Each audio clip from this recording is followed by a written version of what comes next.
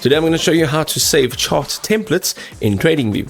So you've built up a chart and you'd like to just continue to use this chart, and we could then save it as a template. So what we essentially want to do is right over here where it says unnamed, this is a template or the current chart that we're looking at, and we can use a drop down menu, and you can use the autosave if you would like. But what we want to do is we want to go down and we want to say create new layout.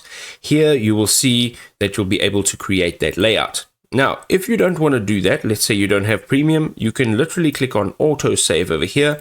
This will autosave this current layout. You'll come over here and you will see recently used. We can say open layout, and here it is. Okay, so we've opened it in a new tab. So this is now saved as unnamed.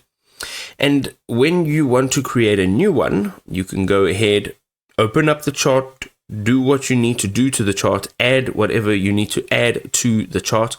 Go over here again, make sure autosave is on, and you will see it down over here. Now, if you want to manage all of that, you can say open layout. You'll see all of the layouts over here that you've saved as templates.